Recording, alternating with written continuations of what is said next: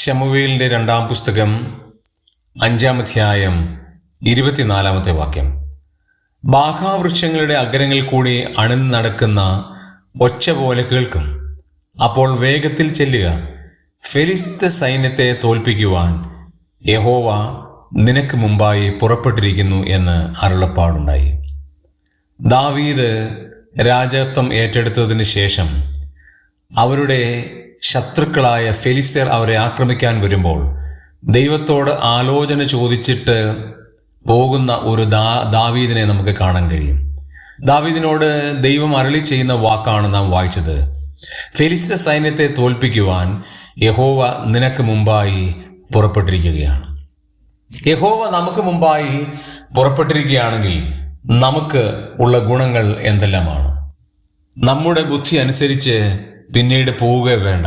കാരണം യഹോവ നമുക്ക് മുമ്പായി പോയിട്ടുണ്ടെങ്കിൽ ദൈവത്തിൻ്റെ ബുദ്ധി അനുസരിച്ച് നമ്മൾ നീങ്ങിയാൽ മാത്രം മതി. നമ്മുടെ ആലോചനകൾ അനുസരിച്ച് നാം മുമ്പോട്ട് പോകണ്ട. കാരണം ദൈവം നമുക്ക് മുമ്പായി പോയിട്ടുള്ളത് കൊണ്ട് ദൈവിക ആലോചനകൾ നാം അനുസരിക്കുക. നമ്മുടെ ബലവും ധൈര്യവും ശക്തിയും ഒന്നും ആധാരമേ അല്ല.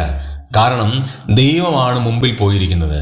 അവൻ നമുക്ക് മുമ്പായി വഴിയൊരുക്കുകയും നമ്മുടെ പാത നേരെയാക്കുകയും ചെയ്യുന്നത് കൊണ്ട് വിശ്വസിച്ച് മാത്രം ദൈവത്തിൻ്റെ പിന്നാലെ ചെയ്യുക. പൂർണ്ണ ഹൃദയത്തോടെ ദൈവത്തിൽ വിശ്വസിക്കുക. സ്വന്തം വിവേകത്തിൽ ഊന്നാതിരുന്നാൽ ദൈവം നമുക്ക് വേണ്ടി അത്ഭുതം പ്രവർത്തിക്കും.